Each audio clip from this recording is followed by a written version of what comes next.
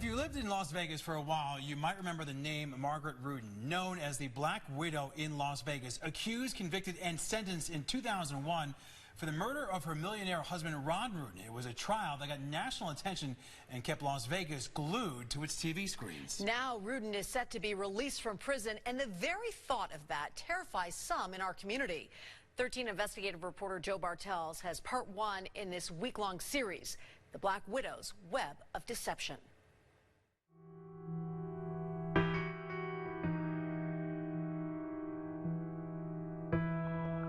The case had everything: mystery, deception, sex, even espionage. Margaret Rudin maintains her innocence even to this day. Now, 20 years later, she's been given parole and is set to be released next month. But like in any story, it's best to start at the beginning. Las Vegas in the mid-1990s. Sin City was especially sinful. The landscape was evolving before your very eyes. The days of the dunes are gone forever. The mob's control looser than it had been in decades, and the city was transforming as it always has. Back in that time, it was, we were just coming out of the decadent 80s and going into the 90s, and, you know, Ron was a party guy. You know, he's what they would call today a player. Away from the Strip, businessman Ron Rudin ran a real estate company and was married to his 5th wife, Margaret Rudin. That woman's no good, she's dangerous. Margaret was on her 5th husband, each one more wealthy than the last, but Ron was the richest by far, with an estimated empire worth $13 million. Ron had confided in one of the trustees that he suspected Margaret of having the affair that she was having, that he felt that she was going to be responsible for his death if he was murdered. Ron kept Margaret at arm's length, giving her an allowance, but never revealing just how much money he really had. Margaret was even suspected of wiretapping Ron's phones at his office so that she could hear who he was speaking with, and ultimately she found out that he was having an affair with someone, and she heard it on the wiretap that she illegally created. Ron was worth a lot of money, dead or alive, and so investigators say the Black Widow started meticulously planning his murder.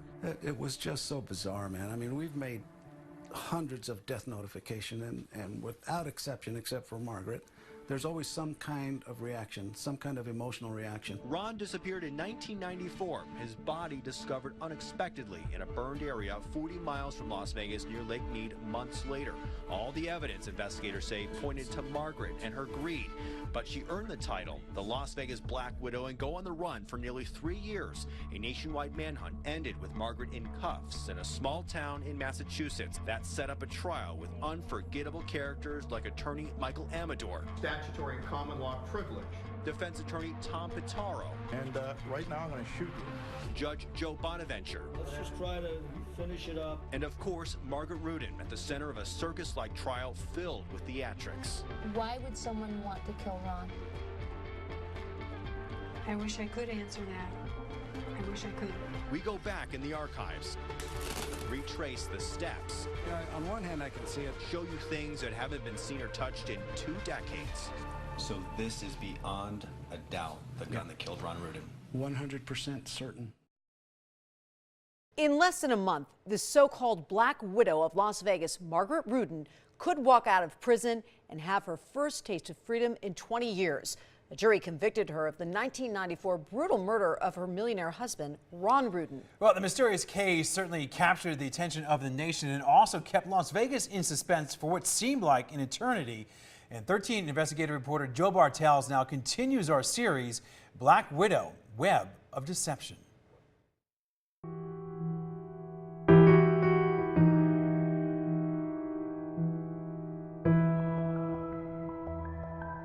Businessman Ron Rudin saw the writing on the wall in his troubled marriage to Margaret Rudin, his 5th wife, who was apparently planning to be his final wife. He finally come and he says, "John, I have to tell you something."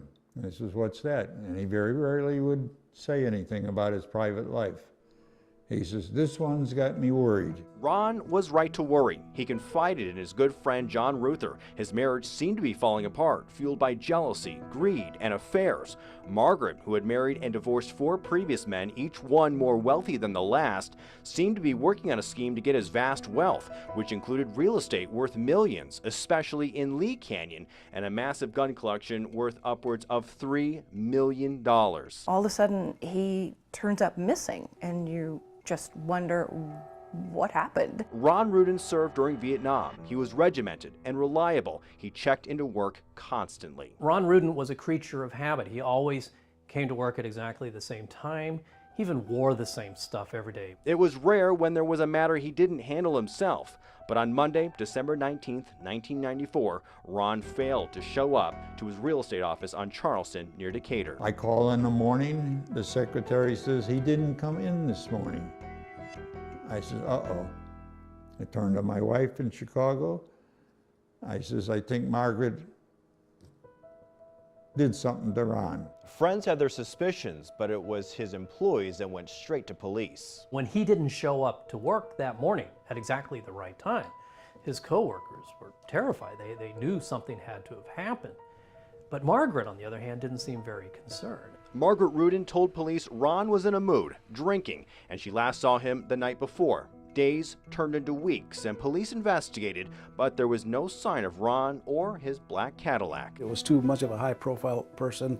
The circumstances under which he disappeared were just too suspicious. Retired Las Vegas Police Homicide Detective Phil Ramos says the crucial break in solving Ron Rudin's mysterious disappearance came weeks later purely by luck. You know, there was a group of Nellis airmen had gone out fishing in the middle of the night.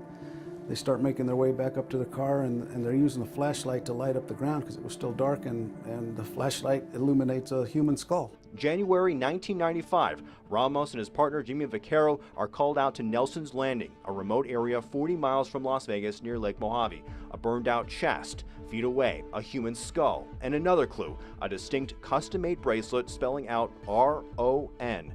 Dental records would confirm it was the remains of Ron Rudin. It was just so bizarre, man. I mean, we've made hundreds of death notifications, and without exception, except for Margaret, there's always some kind of reaction, some kind of emotional reaction. Margaret Rudin's demeanor puzzled investigators. The investigation revealed Ron was shot at least 3 times in the back of the head. He was decapitated, and his remains burned in what turned out to be an antique chest, and Ramos pressed Margaret for answers. And she started to, well, it was so long ago, and it's not even a month, and then she started rubbing her eye with her index finger, the knuckle of her index finger, and she started rubbing it and rubbing it.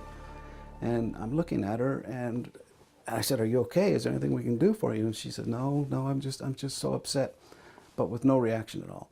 And then it occurred to me why she was rubbing her eye so hard with her fingers. She was trying to make herself cry because she hadn't shed a tear at all. Ramos and his partner had a look around the humble 2-bedroom home, but the quick search turned up nothing useful. Still, the investigation kept pointing them in Margaret's direction. Whenever a spouse is murdered, the first person that you look at is their husband, wife, whoever it may be, the closest person to the victim. Then the next break came on January 25th, 1995, when a mysterious phone call came to Ramos and his partner. They learned Margaret almost immediately began making changes to the Las Vegas home she shared with Ron. She hired handyman Augustine Lovato to remove carpeting and a soiled mattress in the master bedroom. Lovato said the smell, rancid, and he noticed what looked like red specks of blood on a glamour shot of Margaret that was hanging over the bed.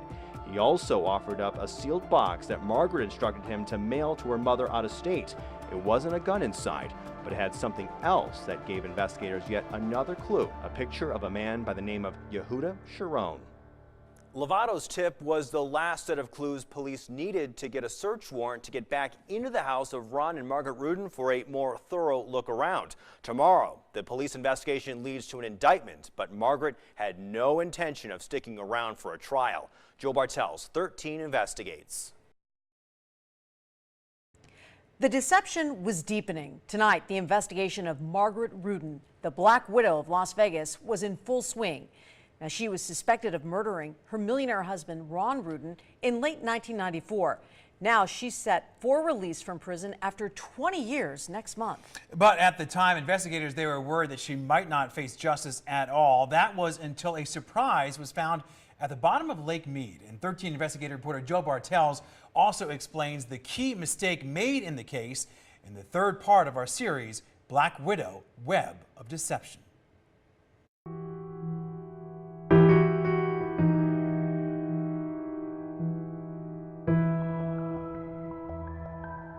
They had no idea that they were being followed. He was the mystery man police really wanted to talk to. Letters and messages pointed to a budding romance between Yehuda Sharon, an Israeli national with dual citizenship in the U.S., and Margaret, a married woman and now a suspect in a murder mystery. And so we spoke with Yehuda at length, and he said, "Oh, we're just friends. I did some computer work for her, and there's nothing more than that relationship." Well, we found that that was not the case at all. Police surveilled Margaret and Yehuda, snapping photos of the pair together. The deception was deepening, and investigators explored the possibility that Margaret had help in her husband's murder.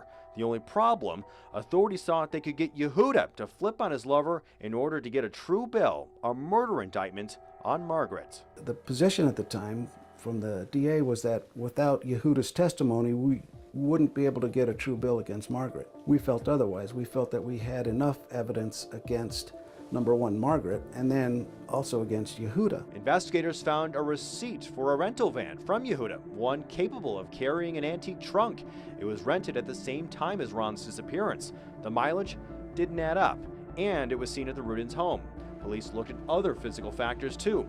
Ron was over 6 feet tall and 220 pounds. Ron was a big man, and there was no way she could have physically taken him off of the bed, put him into this humpback trunk, and then load him into a vehicle and have it transported out to Nelson's Landing. The evidence was lining up, but still there was pushback from the district attorney's office. Prosecutors wanted more information from Yehuda about Margaret, so he was given immunity in exchange for flipping on Margaret. We said, he's not going to talk, he's not going to tell us what we need to know, but you know, that decision wasn't ours to make, and the DA ultimately gave him immunity for anything to do with that murder investigation. He gets up in front of the grand jury and didn't say a word, didn't give up one bit of information. Yehuda was free to go, and Margaret remained under suspicion but not charged. In my view, it was a mistake. I think the DA didn't feel that we could have gotten any more evidence against Yehuda.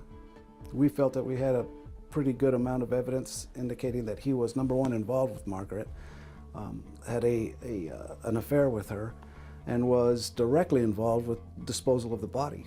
And we had evidence to substantiate all of that. The case against her, purely circumstantial. Margaret began fighting in civil court for Ron's millions of dollars in assets. She would end up being awarded $600,000 of Ron's wealth. But then, another twist.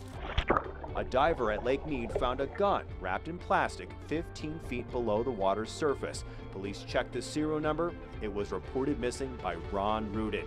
It had also disappeared after he married Margaret and she moved into his home. Test firings matched the bullets found in Ron's skull. Police now had the murder weapon. A second grand jury in 1997 deciding there was enough evidence for Margaret to now face murder charges, but Margaret was not going to stick around. And she goes on the lam for more than 2 years, and she wears wigs and disguises. She bought books on how to disguise yourself. She even was recognized when she was in Arizona. America's Most Wanted TV show did a segment on her, and she was recognized, and they called the police. Margaret was on the run, a fugitive from justice, but she was able to fool police twice in Arizona, convincing them she was somebody else. She stayed on the run for more than 2 years. She ends up living with a guy in Massachusetts under an assumed name, wigs, new look, all this sort of stuff, and just begins a whole new life completely out in the open. Margaret's luck ran out. A tip to authorities led them to Revere, Massachusetts, and in October 1999, a full 2 years after she was indicted, Margaret was under arrest and headed to trial. Everybody talked about it. It was in the paper daily. This is what Margaret Rudin looked like when corrections officers booked her. It was on every news station daily. Everyone wanted to know more. It was almost a bit of a feeding frenzy because you have so many unknowns. Margaret, the soft-spoken grandmother, was in a jail jumpsuit back in Las Vegas. The stage was set for a circus-like trial, one that Las Vegas had never seen before. There were more twists and turns ahead. A key witness takes the stand. Margaret's own sister flips on her and spills everything she knows. The trial and the unforgettable characters, that's tomorrow night, live at 11. Joe Bartels, 13 Investigates. The infamous Black Widow Las Vegas was about to have her day in court. Tonight, in our multi-part series, Margaret Rudin's run from the law is now over, and the murder trial of her millionaire husband, Ron Rudin, is underway. 13 investigative reporter Joe Bartels shows you the unforgettable moments and was able to track down one of the jurors who is learning something new about Margaret 20 years later as she prepares to leave prison on parole next month. This is part 4 of our exclusive series, The Black Widow: Web of Deception.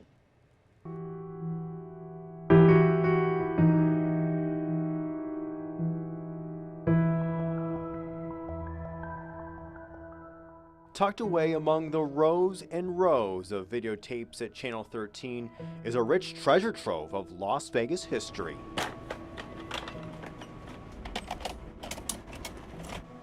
There was problems. He was a difficult person at times. But yes, I did love him. That was Margaret in February 2001, giving News 13 at the time an interview just days before the opening statements in a case that was about to be broadcast live on national TV. Why would someone want to kill Ron?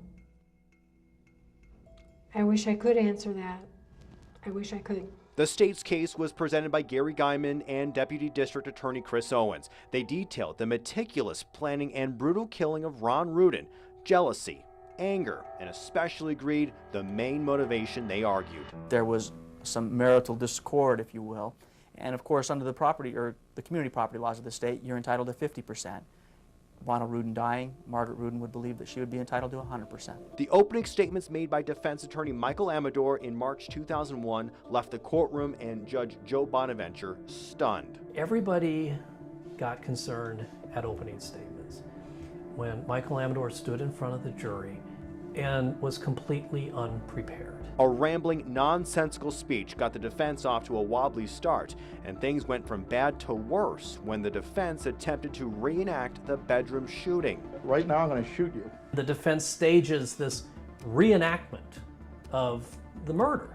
They bring in a movie set of Ron Rudin's bedroom, and one of the attorneys is lying down in bed, and the other one goes bang, bang, bang with a, fake gun. The display set the judge and prosecutors off. Mr. Mamet and Mr. Petaro just did some kind of reenactment in front of the jury, very loudly, I think putting their credibility into evidence, making themselves witness, without any basis for doing that. This was more than just the numerous arguments they've been making spontaneously in front of the jury. This was some kind of reenactment of the thing with both of them.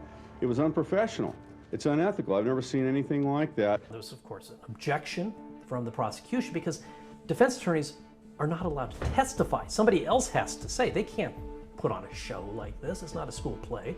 And then Bonaventure just erupted. The defense team scolded. Then, at one point during the 9.5-week trial, Margaret spoke up and asked the judge to stop the proceedings. There came a point in the trial, and everyone was wondering, what's wrong with Michael Amador? And Margaret speaks up, and she has a very soft voice, speaks with a southern accent. She's from Tennessee, and she said, Your Honor, I would like a mistrial. Her argument? Her attorney wasn't prepared enough for trial. It's very hard to get a mistrial for ineffective counsel. You're not guaranteed perfect representation in America, but you are expected to have effective, competent counsel, and the judge said, maybe it's not the best, but it falls well within the legal guidelines. The trial went on and took more twists and turns. Prosecutors called Donna Cantrell Robinson, Margaret's baby sister, to the stand. How many years separate the two of you? About 8 to 8.5. Donna was the key witness who flipped on Margaret, testifying she knew Margaret bugged Ron's office to hear his conversations and was totaling up his wealth. One of the things she had said to me once we were in the offices is that there had been an appraisal of Lee Canyon with an appraisal value of $3.5 million. Means, motive, and opportunity. Prosecutors argued Margaret had all three.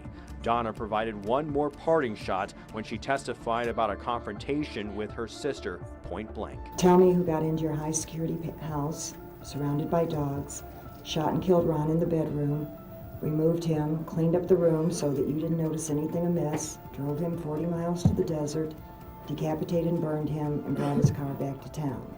And I said, Margaret, does that sound like the mob to you?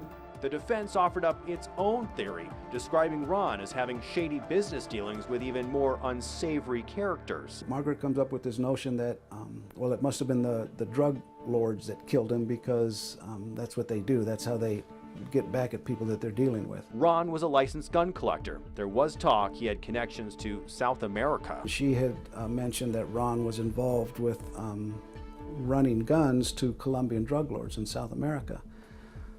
Part of that was because he had access to so many weapons. He was a licensed gun dealer and he had hundreds of weapons at his disposal at his house. But the jury didn't buy it, and on May 2nd, 2001, We find the defendant guilty. Margaret Rudin, unfazed, stoic, cold. And when I read that verdict, I looked right in her eyes and I paused symbolically. And when I said the word guilty, she didn't even blink. Rudin, 58 at the time, was now a convicted murderer. Margaret just showed this steely resolve. There wasn't much of a reaction at all, and that surprised people. She's going away, 20 years to life. She's an older woman, you know, I think well into her 50s. This could be a death sentence for her. Rudin wouldn't go quietly in the months after her trial ended, filing court appeals and granting another interview with News 13. And I objected to the foreman. I demand that they ultimately made the foreman number 5. At the time, I said to both of them, I leaned over and I said, I don't like him. I think that we should reject him. No, this is the first time I've ever heard that. And I find that to be kind of funny because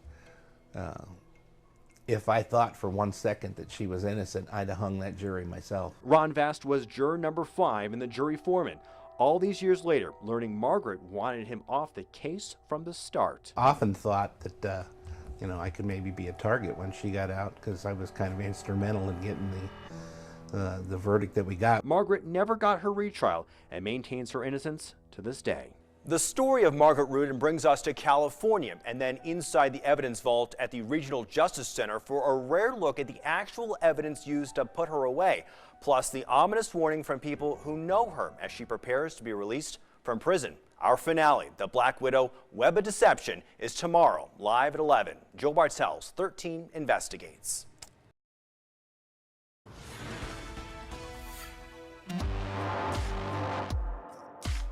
Margaret is a contradiction. On the one hand, she's this kindly, soft-spoken grandmother, Southern belle. But to others, she's a cold-blooded killer. Told him, you better watch your back. And all of a sudden, he turns up missing, and you just wonder what happened. She was very sure of herself. She was convinced that she was innocent. I know I'm innocent. She's been locked up for 20 years, and in 3 weeks, the Black Widow of Las Vegas may walk out of prison on parole. Well, the case of Margaret Rudin was the subject of TV shows and also a book. So what has she been up to since she was convicted of killing her husband? And also, what does she plan to do when she gets out of prison? 13 investigative reporter Joe Bartels has the finale in our exclusive series, The Black Widow, Web of Deception.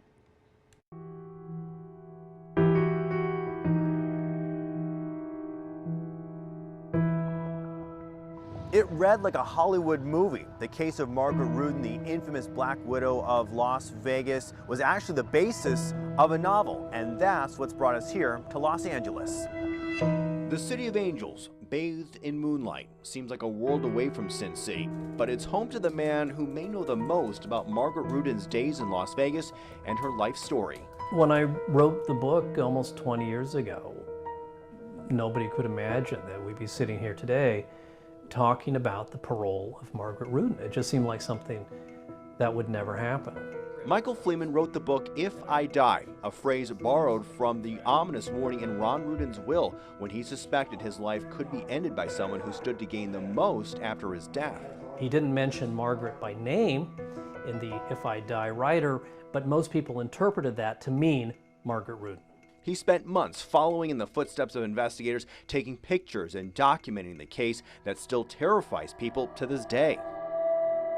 We brought retired Las Vegas police detective Phil Ramos to walk us through the actual evidence used to put Margaret away, items that haven't been seen or touched in close to 2 decades. So this is beyond a doubt the gun that killed Ron Rudin. 100% certain. The gun, a .22 caliber Ruger with a silencer, is among the crucial pieces used in the trial. It was found at the bottom of Lake Mead by a diver purely by luck.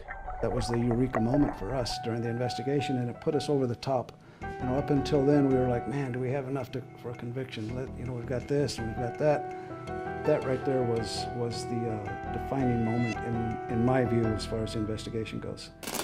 But there's Margaret's wigs and disguises she used, and books on how to conceal yourself and how to get official documents, and a picture of Margaret that also proved crucial to the case. This is a Polaroid of the glamour shot, and this is exactly what it looked like from edge to edge, and it was hanging in a pretty ornate frame right above the bed. The image was stained with drops of blood, Ron's blood, from a phenomenon called high-velocity mist as he was shot in the head in his own bed. The high-velocity mist was right in this direction here, which fit perfectly with our theory that he was shot while he was asleep, because this is the way his head was.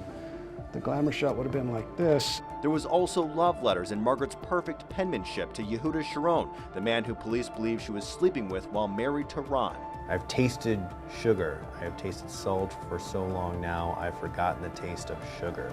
All of it, police say, added up to a calculated, cold-blooded killing. There was a mountain of evidence against her, and there was very little to refute that. Ron Vest, juror number 5 and jury foreman, sat through 9.5 weeks of testimony. In the end, it was a unanimous guilty verdict. What was the most disturbing part of this trial for you?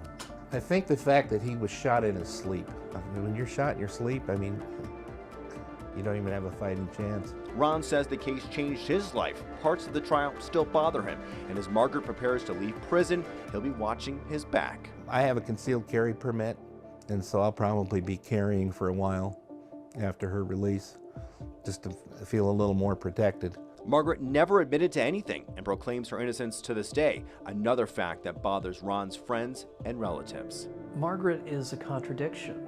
On the one hand, she's this kindly, soft-spoken grandmother, Southern belle. But to others, she's a cold-blooded killer. Good afternoon, ma'am. Can you please state your name and NDOC number for the record? Margaret Rudin, 70503. Now 76, Margaret Rudin appeared before the Nevada Parole Board in September and says she plans to live with relatives in Nevada if released. How will you be supporting yourself economically? Primarily with Social Security, but I also plan to work part-time, and I want to go to UNLV and continue my education until I get the BA, that I don't need that many credits.